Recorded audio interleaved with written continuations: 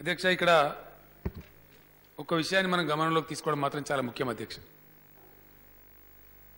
Reservations ఇవ్వాలి లేదా reservations కావాలి కోరే వాళ్ళు ఉంటారు, ఆలోచించి అమలు చేసే వాళ్ళు కూడా ఉంటారు అధ్యక్ష. ఇది మానవ ప్రపంచానికి ఈరోజు కొత్త కాదు అధ్యక్ష, ఇదే ముగింపు కూడా కాదు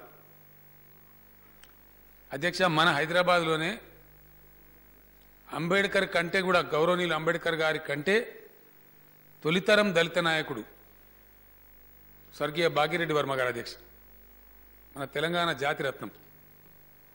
కంబైన్డ్ స్టేట్లో ఉండబట్టి ఆయనకు రావాల్సిన ప్రచారం రాలేదు, కానీ భాగ్యరెడ్డి వర్మ గారు దళితుల రిజర్వేషన్ గురించి ఆనాటి నిజాం రాజు కాలంలో తీసుకున్నటువంటి చొరవ, వారు కట్టిన ఆది హిందూ భవన్ ఇప్పుడు కూడా మన చాదర్గఢ దగ్గర ఉంది అధ్యక్ష, హై స్కూల్ కూడా నడుస్తూ ఉంది. వారు నిజాంను ఒప్పించి ఆ రోజు ఉన్నటువంటి హైదరాబాద్ బల్దియాలో దళితుల కోసం రిజర్వేషన్లు సాధించినటువంటి మహనీయుడు అధ్యక్ష. నేను ఎందుకు చెప్తాను అంటే, స్వాతంత్రానికి ప్రీ ఇండిపెండెన్స్ ఏరాలో కూడా ఈవెన్ బ్రిటిష్ గవర్నమెంట్ కూడా కొన్ని రిజర్వేషన్లు ఇచ్చింది అధ్యక్ష. ఎప్పుడు రిజర్వేషన్ విధానం వచ్చినా మంచో చెడ్డనో వెనుకకు ముందుకు మాట్లాడడం, కొందరు అవుననడం కాదనడం, రకరకాలుగా ఇది జరుగుతూ వస్తూ ఉంది.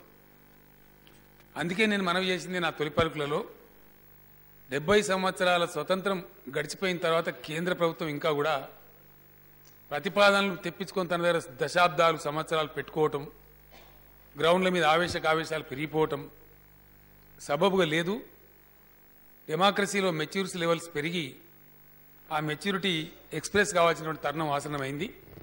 కాబట్టి వాళ్ళు ముందుకు రావాలని చెప్పినాం. మిత్రులు జీవన్ రెడ్డి గారు, సున్నం రాజయ్య గారి గురించి ముందు చెప్పాలి అధ్యక్ష. వాళ్ళు మాట్లాడితే సామాజిక న్యాయం అంటారు వాళ్ళ పార్టీ, కానీ వారు ఒక అసహనం ప్రదర్శించినారు, వాల్మీకి బోయల్ని దీనిలో కలపొద్దు అని అధ్యక్ష. 9.08% సెన్సస్ ప్రకారం ట్రైబల్స్ ఉంటే గవర్నమెంట్కి ఉండే డిస్క్రిప్షన్తో వాళ్ళని కలుపుతాం కదా, మళ్ళీ 2 గో ఎందుకు 1 గోలోనే పంపుదాం అని వాళ్ళని కలుపుతామనే ఉద్దేశంతో 10% పెట్టినాం అధ్యక్ష. I'm making it amply clear. సామాజిక న్యాయమని పొద్దున్న లేస్తే గొంతు చించుకునే వాళ్ళు వాళ్ళని మాత్రం కలపొద్దంటే ఇక్కడ దిక్కనే మనకు అర్థమవుతా ఉంది. ఎందుకు వస్తుంది అధ్యక్ష? పేదరికం ఉన్నప్పుడు, దుర్భరమైన దారిద్ర్యం ఉన్నప్పుడు, సమాజం యొక్క నిరాదరణ గురైనప్పుడు మాకు కొంత ప్రత్యేకంగా చూడాలి అనే మాట వస్తుంది ఆ వర్గాల నుంచి. ఎస్, డెఫినెట్గా కొన్ని వర్గాలు సరే పుణ్యమేవులు కట్టుకున్నది పక్కకు పెడితే, ఆనాటి సమాజం ఆచరించినటువంటి కొన్ని కారణాల వల్ల ఇలా మన దళితులు కావచ్చు, మన గిరిజనులు కావచ్చు, మన బీసీలలో ఉన్నటువంటి అనేక ఎంబీసీ కులాలు, ఇంక ఇతరత్ర వాళ్ళు కావచ్చు, ఇప్పటికీ అభివృద్ధికి నోచుకోక మాకేదైనా ప్రత్యేకంగా జరగాలి, మా కోసం ఇంట్లో వ్యక్తి కొంచెం బలహీనంగా ఉంటే ఒక టానిక్ ఇచ్చినట్టు మాకు కూడా ఇవ్వాలి అని కోరుతారు.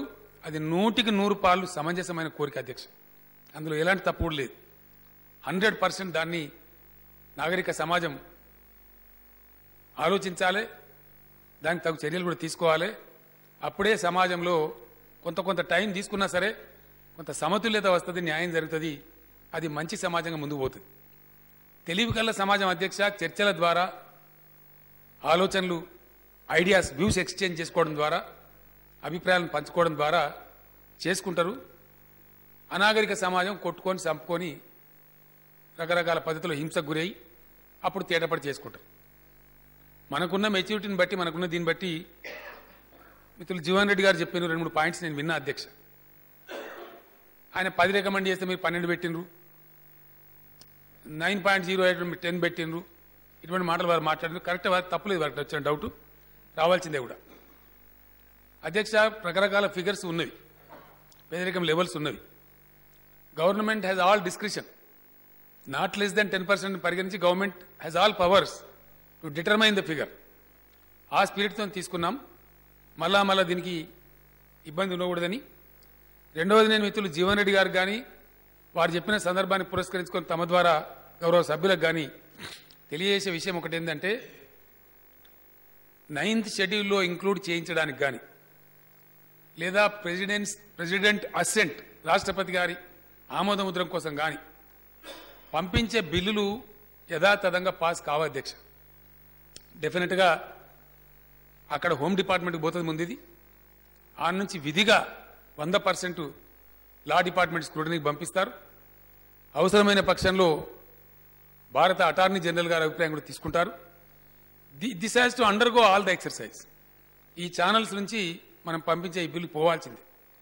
అది ఎప్పుడు ఏ రాష్ట్రం నుంచి ఏ సందర్భంలో ఏ బిల్లు పోయినా అనివార్యంగా ఈ స్క్రూటనీకి గురి కావాల్సిందే.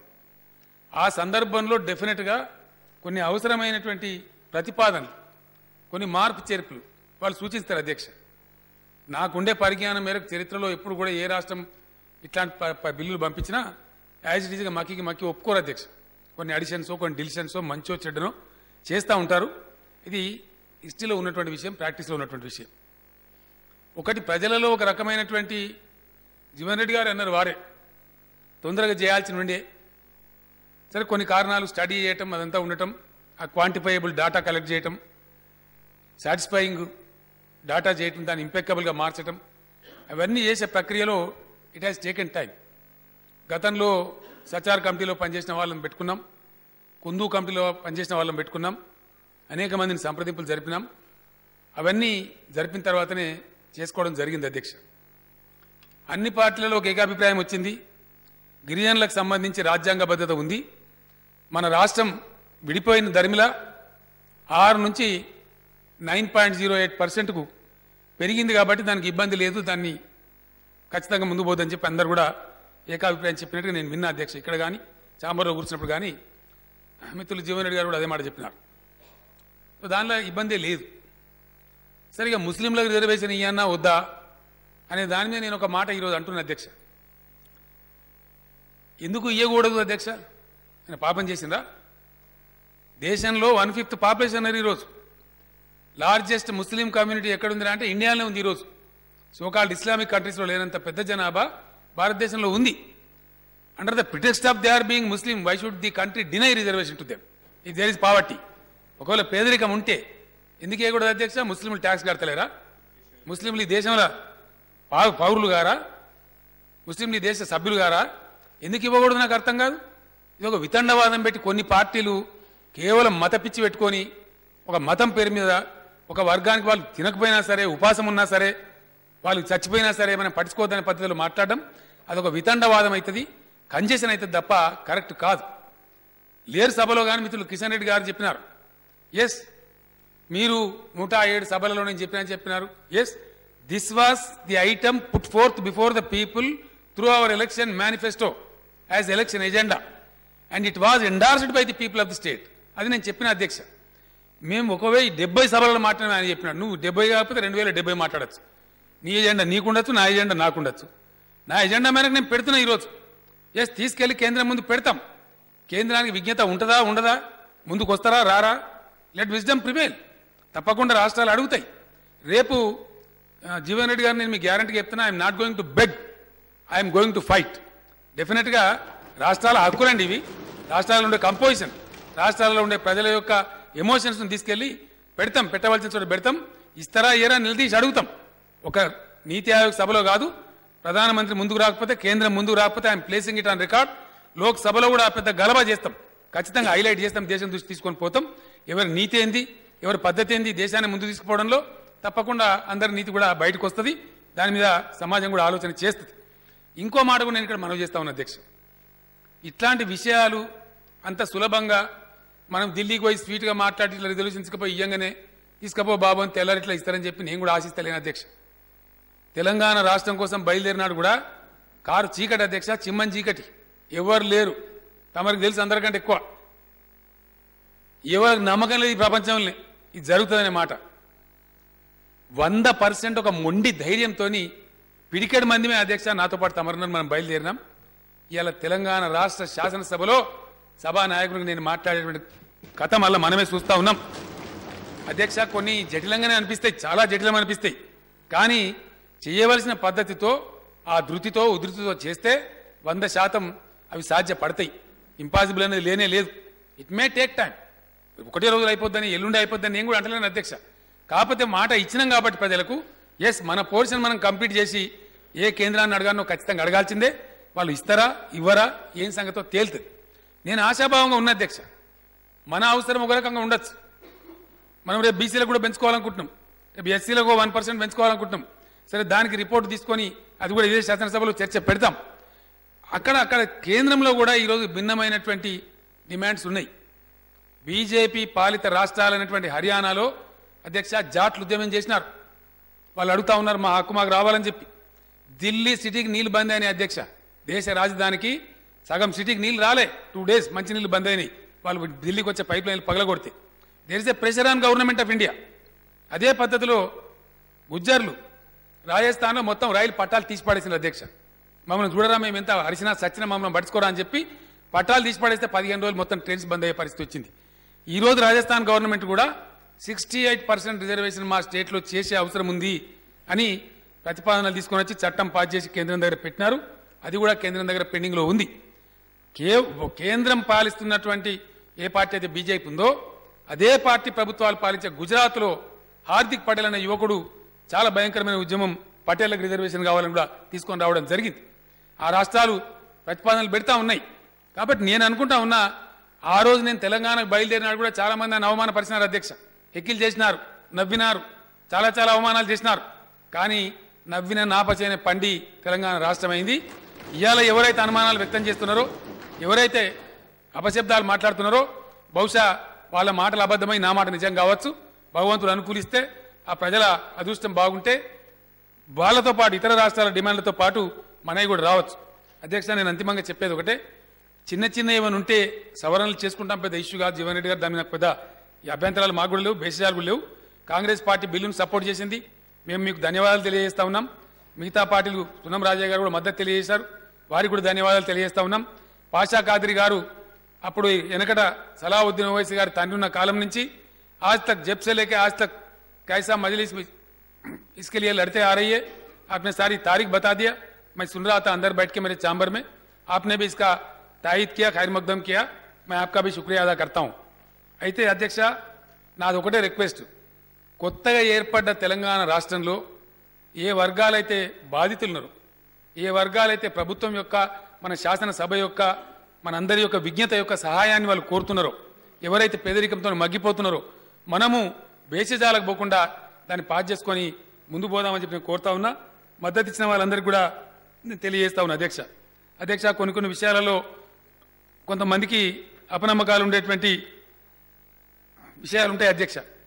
చాలా సందేహాలు చెప్పినారు జీవన్ రెడ్డి గారు మాట్లాడుతూ, ఇతర మిత్రులు మాకు కూడా కొన్ని చెప్పినారు. ఇదే శాసనసభలో అధ్యక్ష, మేము 1-2 yearsలో పవర్ బాగా చేస్తాం, ప్రొడక్షన్లో తీసుకొస్తాం, ఇంకో 4000 మెగావాట్ల పవర్ యాడ్ చేస్తామంటే జానారెడ్డి గారు చెప్పినట్టు జరిగితే అద్భుతమని చెప్పి మరి ఇప్పుడు జరిగింది. మరి అది అద్భుతమో ఏందో వారే చెప్పాలని చెప్పి నేను మనవి చేస్తా ఉన్నా. అధ్యక్ష, ఈరోజు హైయెస్ట్ లోడ్ అధ్యక్ష, కంబైన్డ్ స్టేట్ ఆంధ్రప్రదేశ్ ఉన్ననాడు 9100 మెగావాట్లు వస్తే 9350 మెగావాట్ల లోడ్ వస్తే కూడా సస్టైన్ చేసి ఇవ్వగలిగినాం. భగవంతుని దయ వల్ల ఆ సమస్య నుంచి బయట పడ్డామని చెప్పి నేను మనవి చేస్తా ఉన్నా. అధ్యక్ష, అదేవిధంగా దేశంలో ఎక్కడ కూడా పరిపాలన సంస్కరణ చాలా అద్భుతమైనటువంటి జిల్లాలు, మండలాలు, రెవెన్యూ డివిజన్ల ఏర్పాటు కూడా చాలా మందికి అపనమ్మకం ఉండే అధ్యక్ష.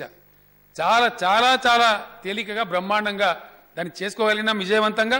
అది బ్రహ్మాండంగా సెటిల్ అయిపోయింది. బ్రహ్మాండంగా ఇప్పుడు ఆ జిల్లాలు, మండలాలన్నీ ఫంక్షన్ అవుతా ఉన్నాయి. దానికి కావాల్సినటువంటి సిబ్బంది, మంచి చెడ్డ భవన నిర్మాణాలకు శ్రీకారం చుట్టాం. అది కూడా జరిగిపోతా ఉంది అధ్యక్ష. నన్నే చాలా మంది బెదిరించినారు అధ్యక్ష, మీరు ఇన్ని జిల్లాలు ఒకసారి ఎట్లా చేస్తారండి, కొంత పద్ధతికి పోదాం, కొంత ఫేజ్డ్గా పోదాం అని చెప్పినారు. కానీ అది కూడా విజయవంతంగా పూర్తి చేసుకోగలిగినాం. నేను విశ్వాసం నాకుంది, విజ్డమ్ ప్రివేల్ అయిద్దని అనుకుంటా ఉన్నా. చాలామంది ఇతర ముఖ్యమంత్రులతో నేను మాట్లాడదామని అనుకుంటా ఉన్నా. వాళ్ళ సహకారం కూడా తీసుకొని డెఫినెట్గా ఈ రిజర్వేషన్ల విషయం కూడా విజయం సాధిస్తామని చెప్పి నేను అనుకుంటా ఉన్నా అధ్యక్ష.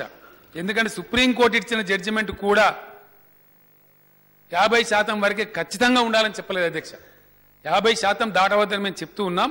కానీ అంత అవసరం ఉన్న చోట, ప్రత్యేక పరిస్థితులు ఉన్న చోట దాన్ని క్వాంటిఫై చేయగలిగితే, దాన్ని జస్టిఫై చేయగలిగితే 50% కన్నా ఎక్కువ అధికంగా ఉండవచ్చని చెప్పినారు. అదే పద్ధతిలో ఈరోజు దేశంలో 50%కి మించి ఒక 5-6 రాష్ట్రాలలో రిజర్వేషన్ ఎక్కువగా అమలు జరుగుతూ ఉంది. ఫైనల్గా జీవన్ రెడ్డి గారికి నా రిక్వెస్ట్ ఏంటంటే, వారు లాయర్ కాబట్టి నేను రిక్వెస్ట్ కూడా చేస్తా ఉన్నా, in the interest of the state మీరు బిల్లును సపోర్ట్ చేస్తున్నారు కాబట్టి నేను అనుకుంటున్నది, నా భావన మీతో షేర్ చేసుకుంటా ఉన్నాను. ఈరోజు తమిళనాడు ప్రభుత్వం ఏం తీసుకుపోయిందో ఎగ్జాక్ట్గా మనం అదే తీసుకొని పోతా ఉన్నాం. కాబట్టి కేంద్ర ప్రభుత్వం can not deny it. Under some pretext. ఒకవేళ వాళ్ళు డినే చేస్తే ఖచ్చితంగా మనం we will go and land in the supreme court. Supreme court will take up our case. ఎందుకంటే తమిళనాడులో 32 సంవత్సరాల నుంచి ఒక పక్క అలో చేసినాం. మీ జడ్జిమెంట్ మీరు 92, 93లో ఇచ్చినా ఈ రోజు వరకు కూడా అమలు చేస్తూ ఉన్నావు. ఇలా 2017 2 దశాబ్దాలు దాటిపోయింది. ఒక రాష్ట్రంలో దక్షిణ భారతదేశంలో నువ్వు 69% రిజర్వేషన్ అమలు చేస్తూ నేను కొత్తగా ఏర్పడ్డ రాష్ట్రంలో నా కాంపోజిషన్ మారితే నాకు ఎట్లా డినై చేస్తావు అనే ప్రిటెక్స్తోని you give a direction to government of India అని చెప్పి సుప్రీంకోర్టు పోతాం. డెఫినెట్గా సుప్రీంకోర్టు కూడా న్యాయం ఆలోచించాల్సిన పరిస్థితి వస్తుంది. ఆ కేసు విషయంలో తమిళనాడు కేసు విషయంలో కూడా వేగం చేయాల్సిన అవసరం ఏర్పడుతుంది. కన్సెన్సస్ డెవలప్ అవుతుంది. తిరిగి వచ్చినప్పుడే జాతీయ స్థాయిలో మనకు తెలియంది కాదు, మన రాష్ట్రంలో ఉండే ఈ గిరిజనులకు కానీ ఈ వెనుకబడ్డ ముస్లిం ప్రజలకు కానీ లాభం జరిగే విధంగా మనందరం కలిసి ప్రయత్నం చేద్దామని చెప్పి దయచేసి ఇంకో 2 బిల్స్ కూడా మనం పాస్ చేయాల్సిన అవసరం ఉంది. కౌన్సిల్ కూడా వెళ్లాల్సిన అవసరం ఉంది. అక్కడ కూడా బిల్లు నేనే ఇనిషియేట్ చేయాల్సిన అవసరం ఉంది. కాబట్టి చర్చ చేసినారు. మన క్లారిఫికేషన్స్ అడగండి. నేను యాంపుల్గా చెప్పినా అనుకుంటా ఉన్నా అధ్యక్ష. ఆ విధంగా బిల్లును యునానిమస్గా పాస్ చేయాలని చెప్పి నేను కోరుతా ఉన్నా అధ్యక్ష. ఏడబడినది నీ తెలంగాణ హైలీ అబ్జెక్షనబుల్. నా తెలంగాణ మన తెలంగాణ అనండి. నీ తెలంగాణ నువ్వు తెచ్చినావు తెలంగాణని. It absolutely very highly objectionable అధ్యక్ష. మాటికి మాట్లాడినప్పుడు నా బిడ్డలు నా తెలంగాణ